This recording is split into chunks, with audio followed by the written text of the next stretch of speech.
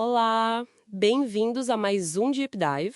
Hoje a gente vai fundo num conceito assim fundamental do direito penal aqui no Brasil, a teoria constitucionalista do delito. Temos um material bem detalhado sobre isso. Exato. E a ideia aqui, né, é entender como a nossa Constituição de 88, principalmente com princípios tão fortes como ah, a dignidade da pessoa humana, acaba funcionando como um filtro mesmo. Ela redefine o que a gente entende por crime e como o sistema penal todo deveria operar. E isso não é só papo de academia, né? Tem um impacto bem real, assim, na forma como as leis são aplicadas e interpretadas lá nos tribunais no dia a dia. Ok, então vamos abrir essa caixa. A ideia central, pelo que eu entendi, é que a Constituição não é só um limite, tipo uma cerca. Ela é mais como a bússola e o próprio mapa para o direito penal. Uma lei penal, nenhuma mesmo, pode ser considerada válida ou pode ser interpretada se não tiver, assim, totalmente alinhada com os valores e garantias da Constituição. Juristas como o Luiz Flávio Gomes, por exemplo, foram muito importantes para sistematizar isso aqui no Brasil. Ele se inspirou muito no neoconstitucionalismo, sabe? Aquela ideia de que a Constituição moderna permeia tudo. A gente chama isso de filtragem constitucional. Filtragem constitucional. Gostei do termo. E quais seriam os pilares dessa filtragem? O material que a gente tem aqui destaca alguns princípios bem importantes. Sim, vários. Tudo começa, claro, com a dignidade da pessoa humana. É o centro de tudo, né? Depois vem a legalidade estrita, que é básica no direito penal, mas talvez o que cause mais discussão e tenha mais impacto prático seja o princípio da lesividade, ou ofensividade, como alguns chamam. Ah, aquela ideia do latim, nullum crimen sine inuria. Tipo, não tem crime se não houver uma lesão de verdade, ou pelo menos um perigo bem concreto e relevante para um bem jurídico protegido. É isso, exatamente.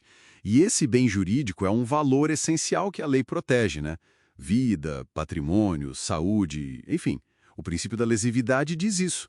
Só há crime se esse bem for realmente atingido ou colocado em risco sério. Entendi. Isso quer dizer que algumas condutas que, tipo assim, na letra fria da lei, até parecem crime, mas causam um dano mínimo, sabe? Uma coisinha à toa. Essas condutas podem não ser consideradas crime de verdade, materialmente falando. É aí que entra o famoso princípio da insignificância. A tal da bagatela. Isso, a bagatela, que o STF e o STJ aplicam bastante, né? Faz sentido. Então, a tipicidade, aquele primeiro passo para ver se tem crime, fica mais complexa. Não é só ver se a ação bate com a descrição da lei, a tipicidade formal. Não basta. Precisa mais. Precisa que essa ação machuque de verdade, de um jeito que a gente não tolera. Aquele bem jurídico que a própria Constituição diz que é importante proteger. Essa seria a tipicidade material. Correto. É uma camada a mais de análise. Essencial para essa teoria. Mas, peraí, isso não abre muita margem para cada juiz interpretar de um jeito, para um subjetivismo meio perigoso para a segurança jurídica? Olha, essa é a grande crítica, sim. O risco do subjetivismo existe. Por isso, a aplicação, por exemplo, da insignificância exige que o juiz fundamente muito bem, sabe? Para não parecer decisão tirada da cabeça. Entendi. Mas a teoria defende que essa análise material é o que legitima a intervenção penal. Ela não só questiona essas ofensas mínimas, mas até leis que protegem coisas sem tanta importância constitucional, ou que criminalizam o que a sociedade já aceita. E essa análise material, ela também mexe com o próximo elemento do crime, a culpabilidade. Ah, a culpabilidade. E como ela fica sob essa ótica constitucional? Também passa pelo filtro, né? A culpabilidade não é só checar se a pessoa tinha, tecnicamente, capacidade de agir diferente. O julgamento de reprovação, a decisão de culpar alguém, tem que olhar para as circunstâncias concretas da vida da pessoa, para a vulnerabilidade social dela. Nossa, e aqui vem um ponto forte. A teoria chega a questionar se o Estado pode mesmo cobrar obediência à lei se ele próprio falhou em dar condições mínimas para a pessoa entender e respeitar essa lei. É uma barreira contra a responsabilidade objetiva, sabe? O foco é na pessoa, nas suas condições reais. Aqui a coisa fica muito profunda, né?